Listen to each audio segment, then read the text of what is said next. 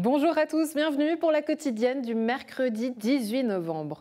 Aujourd'hui, on se fait une place à table avec les établissements de la région. Tout d'abord, direction Crassier au bœuf rouge avec un système de plats à l'emporter. L'établissement tente de survivre face au Covid. Ensuite, sur le plateau, on accueillera le café vaudois pour qui la situation est plus compliquée puisque l'établissement est fermé. On discutera des répercussions financières et sociales en plateau avec les deux gérants. En sport, Joël Brunner donne la parole à la judoka morgienne Priscilla Morand. En pleine forme, l'athlète commente les championnats d'Afrique qui auront lieu à la fin du mois de décembre. On discutera également de ses prochains objectifs, les Jeux olympiques de Tokyo en 2021. En culture, toujours notre semaine dédiée à la littérature. Aujourd'hui, on donne la parole à l'écrivain Serge Huchbart. L'écrivain nous présente son nouveau roman, Ballade d'un rêveur solidaire.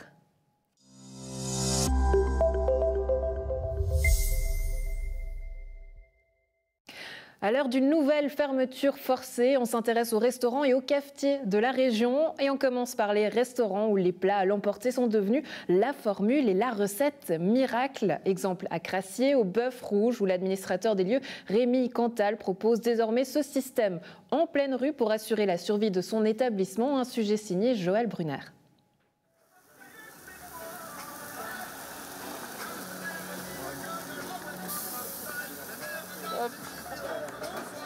Nous, ce qu'on a mis en place, c'est un takeaway où les gens ils peuvent venir s'arrêter. Où en fait, on fait une formule assez simple. Donc, on fait des burgers à l'emporter, ainsi que des flamencuches. Et en fait, pourquoi on s'est mis dehors? C'est une question de visibilité. Et ça nous permet vraiment de pouvoir en fait ramener un maximum de clients et d'avoir vraiment leur attention. Et en fait, ça marche plutôt bien. Donc, on avait commencé déjà dans le premier confinement. Et puis du coup, là, on se préparait un petit peu plus avec cette deuxième vague à être refermée. Donc ça nous a permis de pouvoir nous repréparer et puis d'être dès le soir même en fait, opérationnel. Ça marche bien, mais est-ce que ça marche aussi bien que si on pouvait accueillir ses clients normalement au sein de l'établissement? Alors, ça ne marche pas aussi bien, dans le sens où on fait effectivement beaucoup moins de chiffre d'affaires.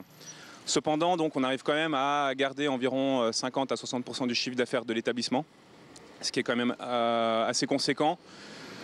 Et en plus de ça, on a la chance d'avoir une commune donc, qui nous aide et qui font des abattements de loyer pour les mois de confinement.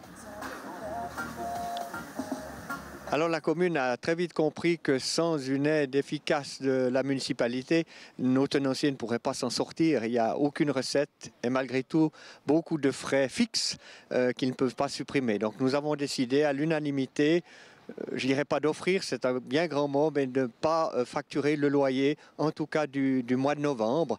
Et on verra par la suite si on doit encore continuer ce geste. C'est important pour le village d'avoir toujours un petit peu un restaurant ouvert, quelque chose qui se passe. Oui, c'est extrêmement important. C'est d'ailleurs pourquoi la municipalité avait acheté le bâtiment à l'époque pour conserver un établissement public. Donc c'est pourquoi je pense que la population nous soutient dans notre aide à ces restaurateurs. C'est la deuxième fois qu'il y a une phase comme ça. Est-ce que ça va être vivable sur le long terme si, imaginons, on a encore droit à une troisième phase pareille? Alors moi, ce que je trouve, donc on comprend tout à fait les mesures sanitaires qui sont en cours. Ce qui nous désole un petit peu, en fait, finalement, c'est quand on voit, par exemple, que Berne ne veut pas, pour l'instant, rémunérer les apprentis.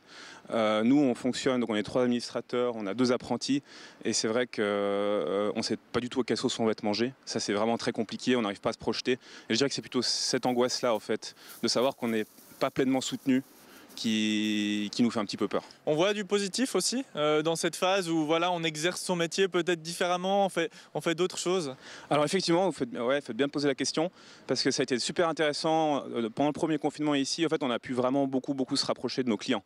C'est-à-dire que voilà, c'est vrai que c'est une ambiance beaucoup plus chaleureuse où on se tutoie. On apprend à faire connaissance, peut-être quelqu'un, avec les distances bien entendu, va peut-être rester 2-3 minutes pour parler. Et donc on arrive vraiment à créer des liens qu'on n'arrivait pas à créer à table où c'est beaucoup plus formel. Retour en plateau avec le café vaudois et les gérants des lieux. Oriane Métro, bonjour. Merci d'être avec nous. Avec nous également Alexandre Castro-Silva, bonjour. Bonjour. Merci d'être avec nous. Alors vous avez pas choisi justement cette solution du plat à l'emporter. Pourquoi? Alors nous, on n'a pas choisi Les plats à l'emporter, car le café vaudois, donc il s'agit d'une pinte tout d'abord, et puis avec nos associés, donc Oriane, Métro et puis Selim Crèche, on avait décidé dès l'ouverture l'année passée de faire de la petite restauration, c'est-à-dire pour avoir quelque chose qui accompagne un petit verre de blanc, un petit verre de rouge, et non d'en faire un restaurant. Donc on en a décidé, puis c'est vrai que faire des fondus à l'emporter ou des malakoff à l'emporter, ça reste un petit peu sensible, car une fondue se mange bien chaude à la maison ou bien assis, parce que faire à l'emporter, on n'a pas forcément de place pour les clients, donc on ne sait pas où est-ce qu'ils vont se mettre avec le caclon, le réchaud, les fourchettes, les assiettes, c'est un peu compliqué. Et ça nous manque, Oriane Métro, non seulement vous travaillez ensemble, mais vous vivez également tous les deux ensemble. Cette situation, comment est-ce que vous la vivez ? On la vit bien et moins bien. On a beaucoup de soucis par rapport à tout ça. On est très en colère, on a beaucoup de craintes pour l'avenir. De se retrouver seuls, tous les deux à la maison, ça nous change complètement la vie. On n'avait plus trop l'occasion, mais c'est vrai qu'on est plus... c'est un grand manque pour nous de ne pas aller travailler. On le ressent, on essaie de s'occuper, mais on ressent au quotidien ce manque, et ce manque de contact extérieur, ce manque de notre clientèle. Aujourd'hui, les discussions avec les autorités, par exemple avec la ville de Nyon, comment est-ce que ça se passe ? Est-ce que vous en avez ? Alors, on a eu des discussions par rapport aux terrasses extérieures pour compenser un petit peu les tables qu'on a dû enlever de l'intérieur. Donc la commune de Nyon nous ont autorisé, pas seulement au Café Vaudois, mais un petit peu à nos collègues de Nyon, des extensions de terrasses. Ça, c'était durant le premier semi-confinement ? Alors, c'était discuté déjà. C'était à la suite du premier confinement, car ils devaient trouver une solution justement pour les espaces publics. Ils nous ont demandé à chaque restaurateur, cafetier, hôtel, de faire des propositions à la commune, justement pour avoir accès à une petite terrasse extérieure, que ce soit du domaine privé et domaine public. Donc, là-dessus, ils nous ont aidés là-dessus, oui. Après, niveau sécurité, c'est vrai que la police de Nyon, ils étaient souvent vers nous pour nous conseiller, pour venir contrôler si on faisait les choses correctement, ce que la Confédération nous ont imposé, style les plexiglas, les séparations de 1,50 m, enlever quelques tables à l'intérieur pour justement que les gens aient les distances correctes. Donc voilà, et puis jusqu'à aujourd'hui, on n'a pas eu trop de nouvelles par rapport à la commune de Nyon. Je sais que le conseiller d'État nous ont mercredi passé fait un communiqué en disant qu'on devait fermer l'établissement.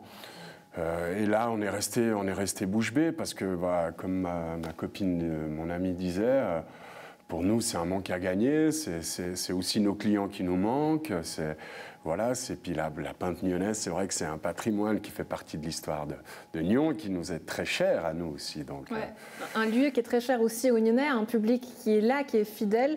Comment est-ce que lui a vécu aussi toutes ces contraintes et maintenant cette nouvelle fermeture ? Quels sont les retours que vous avez ? Ça leur manque. Ça leur manque, je pense, autant que ça nous manque, en fait. C'est vraiment, je pense, quelque chose pour eux qui était un point de relais. C'est un bistrot, c'est pas simplement aller boire un café et lire son journal, c'est partager quelque chose avec les tables d'à côté, avec la personne qui vous sert. Et là, tout d'un coup, il n'y a plus tout ça, il n'y a plus tous ces contacts-là. Donc je pense qu'ils sont un petit peu comme nous, frustrés de ce manque-là, en fait. Oui, parce qu'un bistrot, ça a aussi finalement une mission de service public, c'est ça ? Oui. Tout à fait, oui. Quand on est seul, on a envie de partager quelque chose, de discuter de tout et de rien, d'échanger, voir du monde. On est des lieux importants pour ça. Se faire plaisir entre amis, aller partager un petit moment hors de la maison, se changer les idées. On est là pour ça. On a vu plusieurs manifestations, notamment à Lausanne, une probablement qui se prépare aussi du côté de Genève. J'imagine que vous comprenez, ça résonne chez vous ? Complètement, je trouve ça. Ce qu'ils ont fait à la place Saint-François, c'était super. Je trouve vraiment que c'était une belle initiative de leur part, de montrer aux gens en fait que c'est dur pour nous. C'est dur émotionnellement et financièrement. Parce que justement, l'État nous aide. Pourquoi ? Pour les racheter. Mais autrement, on se sent isolé, on a des loyers à payer, on nous demande des charges à 100%, on a de tout. On se retrouve dans une situation financière extrêmement compliquée. Et leur façon de l'exprimer, j'ai trouvé ça vraiment super, quoi, vraiment tout notre soutien. Alexandre Castro Silva, aujourd'hui, combien de temps est-ce que vous pouvez encore tenir dans cette situation? Alors, financièrement, sincèrement, si on a... parce que nous, au premier confinement, on n'a rien demandé comme aide. On s'est dit avec mes associés, ma chérie et puis Selim, on s'est dit on va essayer de tenir. On va essayer de faire au maximum pour tenir et justement de ne pas demander de prêts parce que par la suite, c'est des prêts à taux zéro, d'accord, mais c'est des prêts qu'il faut rembourser plus tard. Donc, ça fait que rajouter une facture à nos charges fixes que nous avons déjà. Donc, nous, on s'est dit, on va essayer de tenir ces 3 mois. Notre propriétaire, on n'a rien regardé avec lui parce que c'est quand même normal, parce qu'il a quand même des charges à lui aussi. Donc, voilà, après, moi, ce que je verrais, c'est peut-être l'État de nous donner un petit coup de main.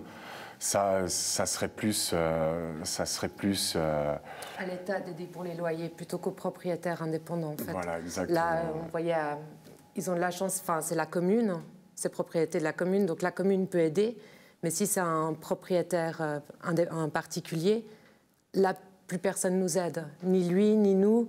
Donc là, l'État devrait nous aider à ce niveau-là. Puis pour revenir à votre question, je ne sais pas si on tiendrait 2 mois de plus fermé, je pense que le Vaudois ne pourra pas réouvrir. Parce que financièrement, c'est pesant, c'est lourd. Donc, comme un avocat disait l'année passée, il y a un monsieur à Genève qui essaie de tout racheter les bistrots et tout. Et puis le monsieur disait, 250 000 au lieu de 500 000, je préfère prendre les 250 000. Et puis au moins, j'ai quelque chose. Et au lieu de vendre pour rien du tout, c'est un peu comme la Confédération, ils peuvent dire nous, on va vous donner 1000 francs au lieu de rien. Qu'est-ce que vous préférez? On va préférer les 1000 francs qu'au lieu de rien. Donc, nous, c'est très difficile en ce moment. Pour nous, on essaie vraiment de serrer les coudes entre associés. Vraiment, on va carrément penser un petit peu plus vulgaire et on comprend parce qu'il y a urgence. Aujourd'hui, l'avenir, j'imagine que vous le voyez un petit peu noir, mais qu'est-ce qu'on peut vous souhaiter? Que ça ouvre très vite, j'imagine. Voilà, tout à fait, que ça ouvre très vite. Ouais. Et puis qu'on puisse se libérer de toutes ces contraintes de séparation, de masques, et puis qu'on puisse retrouver du contact avec nos clients.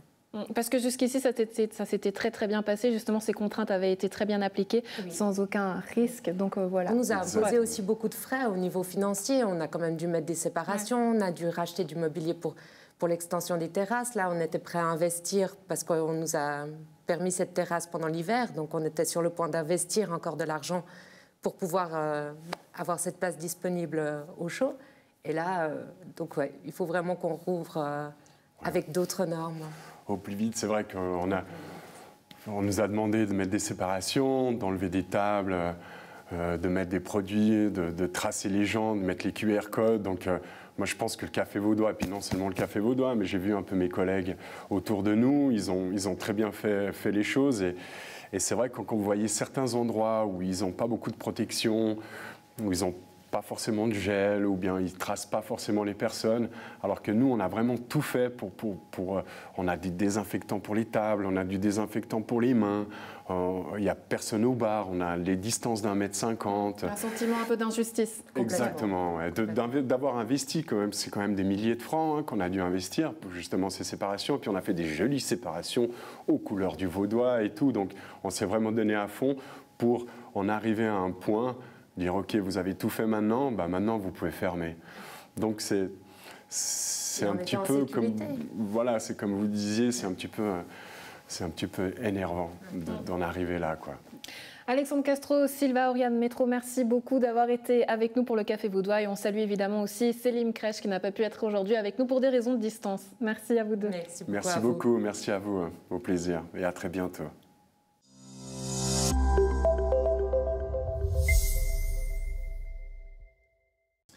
On part à la rencontre d'une athlète qui vise les Jeux Olympiques de Tokyo. Sa discipline de prédilection, c'est le judo, et c'est Priscilla Morand. Salut Priscilla, merci d'être avec nous. Bonjour. Tu es membre du judo club de Morges et tu concours, tu te bats pour les couleurs de l'île Maurice.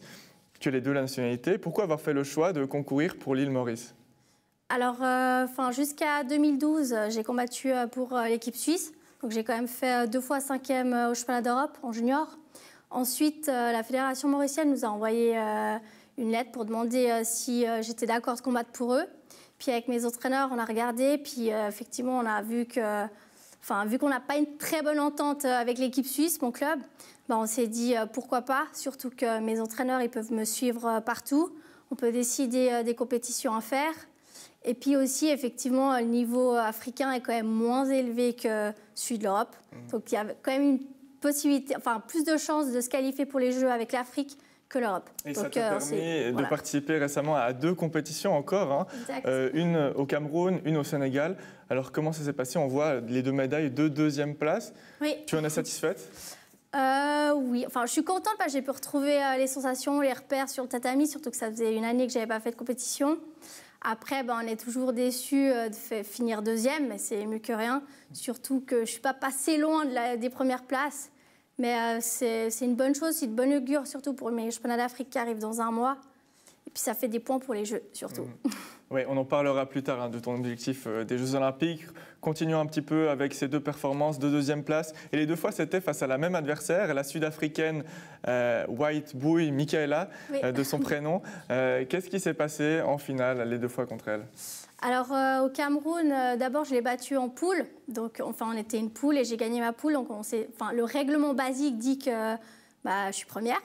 Donc, j'étais contente et tout. Et puis, en fait, la Fédération internationale de judo a fait un autre règlement pour les compétitions qui comptent pour les Jeux. Donc, ça, on ne le savait pas, malheureusement. Et je l'ai appris, en fait, 10 minutes avant qu'il y ait le bloc final.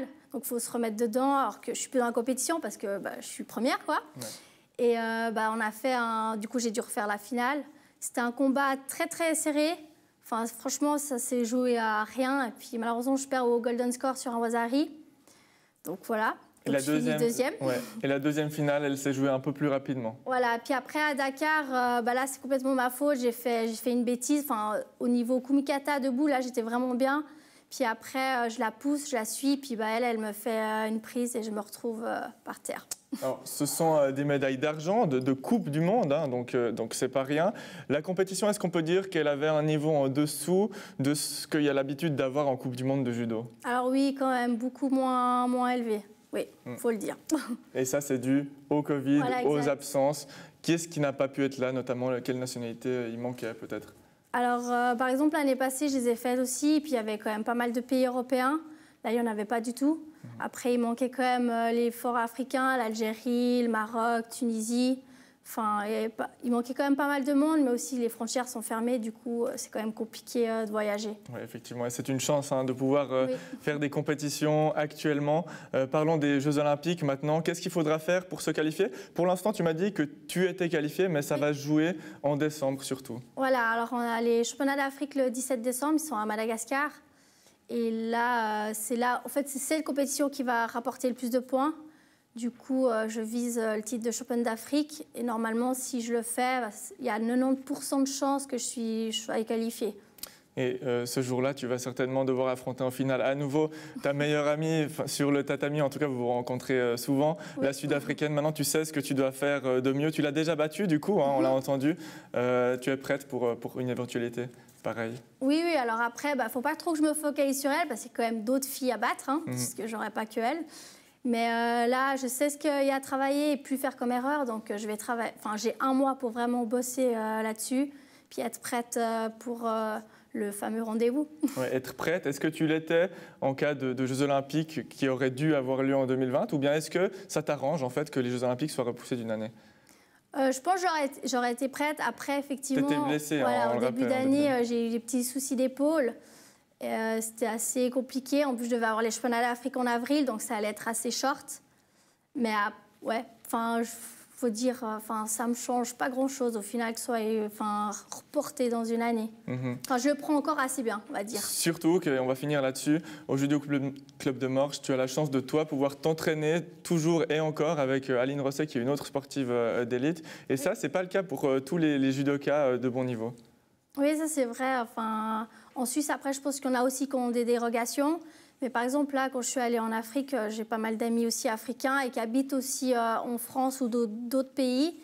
Et les Français, malheureusement, eux, n'ont pas le droit de s'entraîner. Donc je me dis, j'ai quand même pas mal de chances de pouvoir m'entraîner à Morges.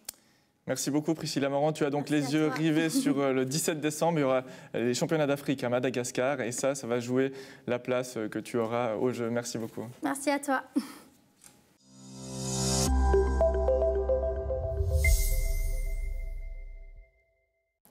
Serge Heugebard présente son nouvel ouvrage « Ballade d'un rêveur solidaire », un recueil de récits, de portraits, de personnages anonymes et de personnalités du spectacle, des arts et de la politique. Serge, bonjour, merci d'être avec nous. Alors, ce livre, plusieurs récits, plusieurs personnages, comment est-ce que vous les avez choisis ? Alors, ces personnages ont été choisis en fonction de l'évolution de l'espace Harvey-Fabienne, c'est-à-dire on m'a demandé de venir en Suisse pour reprendre un foyer de jeunes dits délinquants à l'époque, c'est un terme que j'aime pas, mais enfin de gens qui sont pas très dociles, disons, des indociles. Voilà, on pourrait dire, comme on ne dit plus sourd, on dit non entendant, on dit plus délinquant, on pourrait dire indocile. C'est une litote. Et j'ai développé ça de manière à ce que n'importe qui puisse venir s'exprimer là-dedans, parce que j'ai créé toutes sortes d'ateliers de sculpture, de peinture, etc., pour que les gens puissent exprimer ce qu'ils ont vécu en dehors du langage, parce que le langage est trop répétitif, et en plus, les gens ont toujours l'impression de devoir dire ce qu'on souhaite entendre, notamment les psychologues, les juges, les travailleurs sociaux, etc. Donc, et aussi, lorsqu'ils se vantent de leurs méfaits, ils racontent toujours la même chose en modifiant, en amplifiant, mais bon. Alors que si ils sont confrontés à une technique qu'ils ne connaissent pas, qu'ils ne maîtrisent pas, alors tout à coup, l'œuvre devient extrêmement vraie, enfin authentique. Justement, quelle technique est-ce que vous avez adoptée pour leur donner la parole à ces personnages, ou plutôt ces personnalités ? Ben justement, peinture, sculpture, film, son, enfin toutes sortes de choses. Et puis, quand j'ai créé ça pour les jeunes, la question s'est posée parce que tout de suite, il y a eu beaucoup d'œuvres. On se demandait si tout le monde participerait à ça. Il y a eu beaucoup d'œuvres. Et moi, j'ai proposé que, puisque leurs parents étaient souvent représentés, que leurs parents viennent voir et s'expriment à propos de ces œuvres. Les mères, les premières, ont été très touchées et elles ont demandé à faire la même chose, à pouvoir s'exprimer dans ces ateliers. Puis ensuite, elles ont demandé à ce que leur mari puisse venir aussi. Et certaines mères ont dit, nous, on est coincés entre deux générations. Quand on était gamine, nos parents nous méprisaient, ne nous reconnaissaient pas, etc. Et maintenant qu'on est mères, ce sont nos ados qui nous méprisent. Donc finalement, je vous coupe pour essayer de comprendre, cet ouvrage, c'est un travail d'ethnologue pour raconter ces histoires-là ? Non, c'est un travail de conteur. Non, ethnologue, non. C'est trop scientifique. Donc il y a une forme romancée de l'histoire, en fait, de ces personnalités des personnages, voilà. Alors du coup, sont venus des jeunes, des mères qui avaient des enfants beaucoup plus jeunes, des grands-parents qui sont venus, parce que les mères ont dit, on aimerait que nos parents, puisqu'ils ne nous comprenaient pas, viennent et tout ça. Et on a travaillé sur 3 à 4 générations. Et Catherine Dolto, qui est une bonne copine depuis un quart de siècle, m'a dit, tu devrais écrire ça, mais dans le même ton que tes romans. Et en même temps, décrire ce qui t'a amené à ça. C'est pour ça que l'image qui commence, c'est celle d'un jeune qui dit « Moi, monsieur, je suis né sur un toboggan, on m'a mis là-dessus, ça glisse, je ne peux pas choisir, ça descend. Et pour vous, c'est comment ?» Et alors, je raconte quel est mon toboggan à moi. Alors forcément, vous avez un lien avec ces jeunes, avec ces histoires. Est-ce qu'en tant qu'écrivain, vous vous êtes reconnu dans ces histoires, dans ces portraits ? Ah ben, je me suis reconnu dans le mien de portrait. Non, je ne m'identifie pas. D'une part, je ne m'identifie pas aux gens dont je parle. J'espère les honorer plutôt. Et d'autre part, je ne les utilise pas comme cas. Comme dans la plupart des essais de psychologues. Je connais bien Cyrulnik, par exemple, et d'autres. Ben, souvent, ils parlaient de cas. Et un jour, je dis à Cyrulnik... si tu parlais de toi, tu aurais un succès formidable. Ce qu'il a fait, ça a marché. Et donc, pourquoi? Parce qu'il y avait de l'authenticité. Quand on parle des gens, comme on parle de cas de souris blanche, on est à un poste d'observation supérieur et on décrit, on analyse et on donne nos conclusions. Quel est le rôle de l'écrivain dans tout ça, justement, lorsqu'il raconte? Un conteur. C'est-à-dire, on raconte ce qui nous a touché de la personne. Alors, ça ne veut pas dire que la personne est enfermée dans le personnage qu'on lui fait. Il se peut d'ailleurs que ce soit un peu erroné à ses yeux. À chaque fois qu'on parle de quelqu'un, la personne ne se reconnaît pas tout à fait dedans. Mais ça touche quand même à des choses plus vraies de voisinage. Alors vous avez choisi justement de nous lire un passage. Pourquoi celui-ci? Eh bien parce que c'est un peu la conclusion de ce bouquin. Voilà bien notre voie commune, que notre enfance fut heureuse, gaie, ensoleillée, que nous soyons héritiers d'une histoire riche d'événements positifs, peuplée d'ancêtres solides, ou que notre passé fut ténébreux, notre vie brisée par des pertes ou des outrages, hantée par des individus malfaisants, stigmatisés de sordides, nous avons tous à figurer sur un fond. Ce que vous faites, vous à la télé, vous êtes en face d'un fond, vous vous détachez.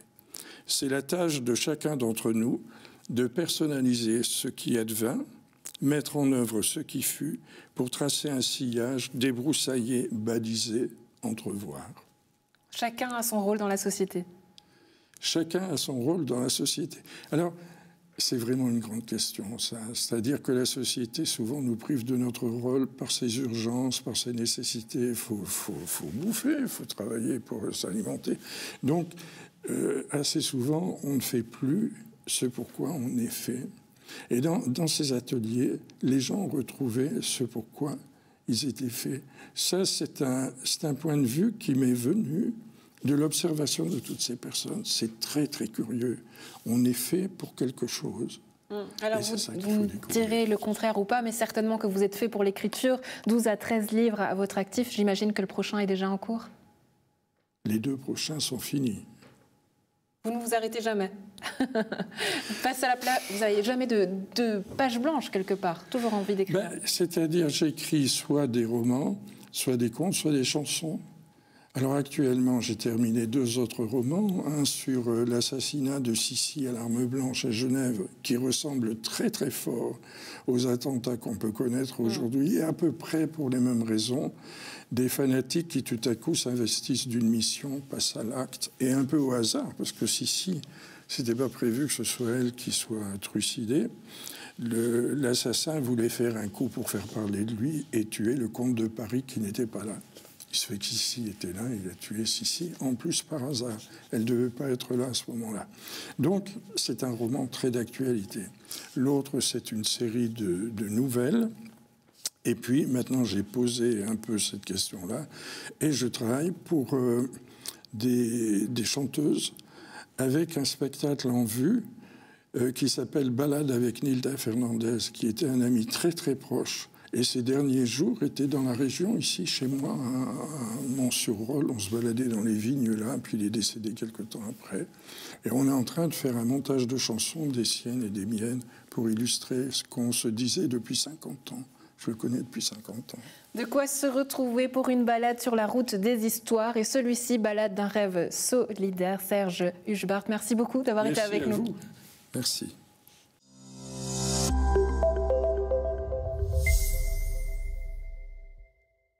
C'est tout pour la quotidienne du mercredi 18 novembre. Excellente soirée à tous et bonne suite de programmes sur Nyon Région Télévision.